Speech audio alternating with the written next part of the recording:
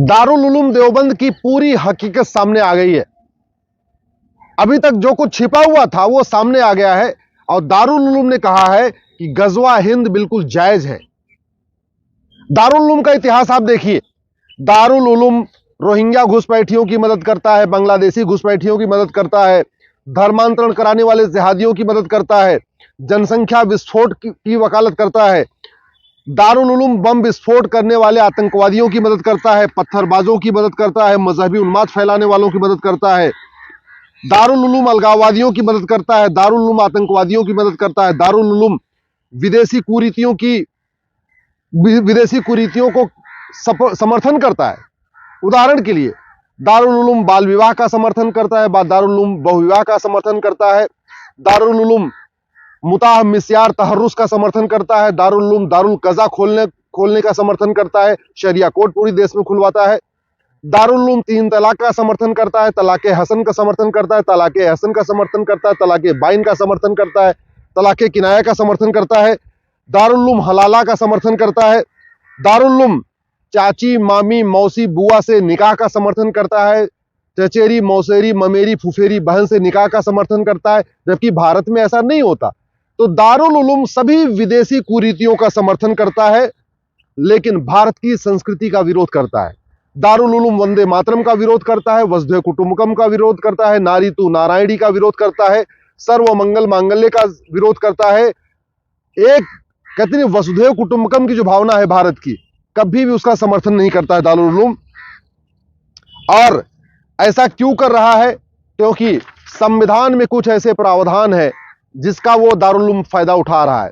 ये संविधान में जो आर्टिकल 30 लिखा गया ना कि जो अल्पसंख्यक हैं वो अपना स्कूल खोल सकते हैं।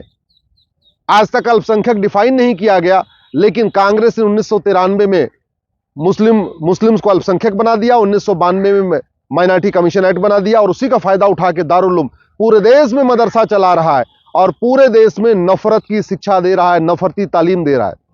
दारुल उलूम को अगर आपको रोकना है तो सबसे पहले संविधान में जो प्रियम्बल में गलत तरीके से इमरजेंसी के दौरान सेकुलर शब्द जोड़ा गया था उसको हटाना पड़ेगा। आर्टिकल 11 के अनुसार आपको नागरिकता खत्म करने का कानून बनाना पड़ेगा। संविधान का आर्टिकल 11 कहता है कि जो आदमी जासूसी करे, गद्दारी करे, मक्कारी करे, देशद्रोह करे, भारत को न माने, भारत की संस्कृति को न माने, भारत की परंपरा को न माने, भारत के रीति रिवाज को न माने, उसकी नागरिकता खत्म करने के लिए सरकार को कानून बनाना चाहिए। दुर्भाग्यवश आज तक 75 साल में किसी एक भी आतंकवादी की, अलगाववादी की, जिहादी की, मजहबी उन्माद फैलाने वाले की, पत्थरबाज की नागरिकता खत्म नहीं हुई है। इसलिए अब समय आ गया है कि आर्टिकल 11 के अनुसार नागरिकता खत्म करने के लिए कानून बनाया जाए, आर्टिकल 21A को बदला जाए और समान शिक्षा पूरे देश में लागू किया जाए। मैं बार बार कहता हूं, जब तक ये विदेशी शिक्षा चलेगी, चाहे वो विदेशी मदरसा शिक्षा हो या विदेशी मिशनरी शिक्षा हो, मुगलों ने यहां मदरसा फैलाया, अंग्रेजों ने यहां के कॉन्वेंट स्कूल खोले और मिशनरी स्कूल खोले। ये दोनों ही कन्वर्जन के सेंटर हैं। इन दोनों में ही भारत की संस्कृति के खिलाफ उल्टी सीधी बातें सिखाई जाती हैं। तो अब समय आ गया है संविधान का आर्टिकल 21A, जिसको राइट टू एजुकेशन कहते हैं, इसको बदला जाए। अभी इसमें 6 से 14 साल तक यानी पहली से लेकर 8वीं तक शिक्षा का अधिकार किया गया है, इसको 10वीं तक कर दिया जाए और पूरे देश में 1 नेशन 1 एजुकेशन बोर्ड हो, 1 नेशन 1 सिलेबस हो, 1 नेशन 1 करिकुलम हो। गुजरात वाले गुजराती में पढ़े, बंगाल वाले बंगाली में पढ़े, महाराष्ट्र वाले मराठी में पढ़े। सिलेबस करिकुलम एक समान होना चाहिए। ये मदरसा और मिशनरी स्कूल बंद होना चाहिए। अगर आपको जो ये गजवा हिंद चल रहा है इसको रोकना है तो आपको आर्टिकल 25 को बदलना पड़ेगा। आर्टिकल 25 में जो एक शब्द डाला गया है प्रोपोगेट, उसी प्रोपोगेट का फायदा उठा के मिशनरी भी कन्वर्जन कराते हैं, जिहादी भी कन्वर्जन कराते हैं और दारुल उलूम भी कन्वर्जन कराता है, कन्वर्जन कराने वालों की मदद करता है। तो आर्टिकल 25 को बदलना पड़ेगा। आर्टिकल 30 जो माइनॉरिटी को अधिकार देता है अपना स्कूल खोलने का, उसको बदलना पड़ेगा, क्योंकि उस अधिकार के नाम पे भारत में नफरत सिखाया जा रहा है। तो आर्टिकल 44 जो कहता है सबके लिए एक समान नागरिक संहिता होनी चाहिए, उसको लागू करना पड़ेगा। संविधान के कुछ प्रावधानों को लागू करना पड़ेगा, कुछ प्रावधानों को बदलना पड़ेगा। और सबसे इंपॉर्टेंट, ये दारुल उलूम चलता कैसे है? ये जो पूरे भारत में ड्रग स्मगलिंग होती है ना, इस नशा तस्करी जो पैसा आता है, ऐसे नशा तस्कर दारुल उलूम को फंडिंग करते हैं। दारुल उलूम की फंडिंग कैसे होती है? खाड़ी देशों से हवाला के जरिए होती है, विदेशों से FCRA के जरिए होती है। तो तो आपको जो 2010 में कांग्रेस ने FCRA कानून बनाया था उसको खत्म करना ही पड़ेगा, तभी विदेशी फंडिंग रुकेगी। आपको हवाला रोकना पड़ेगा, हवाला के खिलाफ कठोर कानून बनाना पड़ेगा, तब जाके फंडिंग रुकेगी। फंडिंग रुकेगी तब जाके जो गजवा हिंद का चल रहा है, पूरा खेल चल रहा है, ये गजवा हिंद का खेल रुकेगा। अगर आपको गजवा हिंद रोकना है, जो गजवा हिंद का जो मंसूबा है इसको खत्म करना है, तो जनसंख्या नियंत्रण के लिए कठोर कानून बनाना पड़ेगा। धर्मांतरण के खिलाफ कठोर कानून बनाना पड़ेगा। घुसपैठ के खिलाफ कठोर कानून बनाना पड़ेगा। और सबसे इंपॉर्टेंट, काला धन के खिलाफ कठोर कंट्रोल कानून बनाना पड़ेगा। हवाला के खिलाफ कठोर कानून बनाना पड़ेगा। और समान शिक्षा लागू करना पड़ेगा, समान नागरिक संहिता लागू करना पड़ेगा, तब गजवा हिंद रुकेगा। अदरवाइज दारुल उलूम पे चर्चा करके, गजवा हिंद पे चर्चा करके गजवा हिंद चलता रहेगा, गजवा हिंद नहीं रुकेगा। समस्या पे चर्चा करके समस्या खत्म नहीं होती है। आपको मूल कारण समझना पड़ेगा, स्थायी समाधान करना पड़ेगा। मूल कारण यह है, ये जो मदनी परिवार है जो पूरे दारुल उलूम को चलाता है, ये भारत का नहीं है, ये मदीना से आया हुआ परिवार है। उसकी सोच आज भी विदेशी सोच है, वो कभी भारत के हित में सोचता ही नहीं है। अब समय आ गया है कि जो आदमी भारत की संस्कृति, भारत की परंपरा, भारत के दर्शन, भारत की ज्ञान विज्ञान के खिलाफ काम करे, उसके खिलाफ नेशनल सिक्योरिटी एक्ट लगाया जाए, UAPA लगाया जाए, उसके खिलाफ देशद्रोह का मुकदमा दर्ज किया जाए, ऐसे लोगों की 100% प्रॉपर्टी जब्त करने के लिए कानून बनाया जाए, ऐसे लोगों की नागरिकता खत्म करने के लिए कानून बनाए।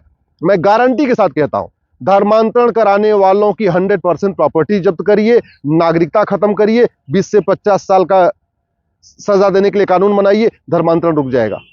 घुसपैठियों की 100% प्रॉपर्टी जब्त करिए, नागरिकता खत्म करिए और आजीवन कारावास दीजिए, घुसपैठ रुक जाएगी। जो घुसपैठियों की मदद करते हैं, चाहे आधार बनाते हैं, राशन कार्ड बनाते हैं, वोटर ID बनाते हैं, ड्राइविंग लाइसेंस बनाते हैं, जो कुछ करते हैं, उनकी 100% प्रॉपर्टी जब्त करिए, उनकी नागरिकता खत्म करिए और उनको आजीवन कारावास दीजिए। कोई घुसपैठियों की मदद नहीं करेगा। 1991 का प्लेस ऑफ वर्शिप एक्ट खत्म करना पड़ेगा, 1992 का माइनॉरिटी कमीशन एक्ट खत्म करना पड़ेगा और 1995 का वक्फ एक्ट खत्म करना पड़ेगा। आज की डेट में रेलवे और डिफेंस के बाद सबसे ज्यादा जमीन वक्फ बोर्ड ने कब्जा कर रखा है। ये वक्फ बोर्ड खत्म नहीं होगा तो गजवा हिंद नहीं रुकेगा।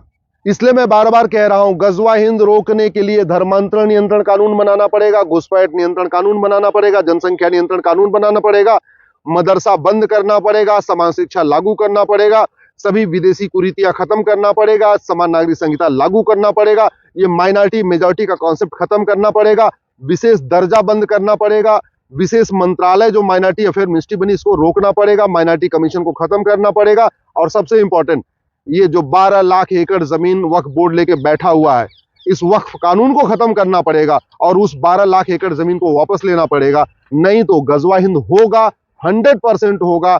आखिर अफगानिस्तान में हो गया ना गजवा हिंद, दुर्योधन का ननिहाल गंधार हो गया ना गजवा हिंद, राजा भरत का ननिहाल कैके गजवा हिंद हो गया, पाकिस्तान बन गया, बांग्लादेश में गजवा हिंद हो गया। बाकी तो छोड़ो, भारत के 9 राज्यों से खत्म हो चुके हैं, भारत के 200 जिलों की डेमोग्राफी बदल चुकी है, भारत के 300 तहसीलों की डेमोग्राफी बदल चुकी है।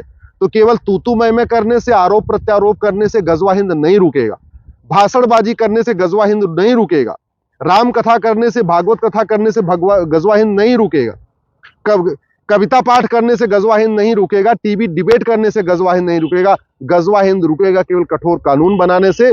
बाकी ये गजवा हिंद अगर हमने कठोर कानून नहीं बनाया तो गजवा हिंद 100% होगा, जो उनका 2047 का सपना है वो साकार हो जाएगा। अगर आपको दारुल उलूम का जो ये सपना चल रहा है इसको रोकना है, गजवा हिंद को सफल नहीं होने देना है, तो कठोर कानून बनाना पड़ेगा। मैं आप लोगों से भी निवेदन करता हूं, 5-5 हजार फेसबुक फ्रेंड बनाइए, समस्या के साथ मूल कारण स्थायी समाधान लिखिए। केवल समस्या की चर्चा करने से समस्या नहीं रुकेगी, गजवा हिंद की बात करने से गजवा हिंद नहीं रुकेगा। गजवा हिंद रोकने के लिए कठोर कानून बनाने पड़ेगा और कोई तरीका नहीं। 1991 का प्लेस ऑफ वर्शिप एक्ट खत्म करना पड़ेगा, 1992 का माइनॉरिटी कमीशन एक्ट खत्म करना पड़ेगा और 1995 का वक्फ एक्ट खत्म करना पड़ेगा। आज की डेट में रेलवे और डिफेंस के बाद सबसे ज्यादा जमीन वक्फ बोर्ड ने कब्जा कर रखा है। ये वक्फ बोर्ड खत्म नहीं होगा तो गजवा हिंद नहीं रुकेगा।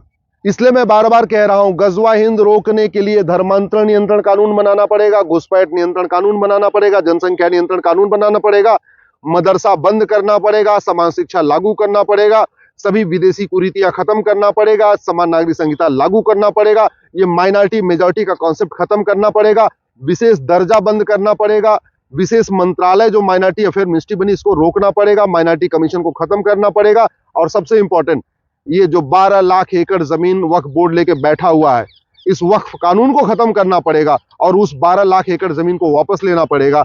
नहीं तो गजवा हिंद होगा, 100% होगा। आखिर अफगानिस्तान में हो गया ना गजवा हिंद, दुर्योधन का ननिहाल गंधार हो गया ना गजवा हिंद, राजा भरत का ननिहाल कैके गजवा हिंद हो गया, पाकिस्तान बन गया।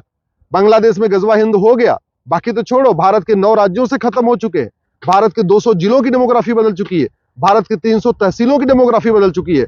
तो केवल तू मैं करने से, आरोप प्रत्यारोप करने से गजवा हिंद नहीं रुकेगा, भाषणबाजी करने से गजवा हिंद नहीं रुकेगा, राम कथा करने से, भागवत कथा करने से गजवा हिंद नहीं रुकेगा, कविता पाठ करने से गजवा हिंद नहीं रुकेगा, टीवी डिबेट करने से गजवा हिंद नहीं रुकेगा। गजवा हिंद रुकेगा केवल कठोर कानून बनाने से। बाकी ये गजवा हिंद अगर हमने कठोर कानून नहीं बनाया तो गजवा हिंद 100% होगा, जो उनका 2047 का सपना है वो साकार हो जाएगा।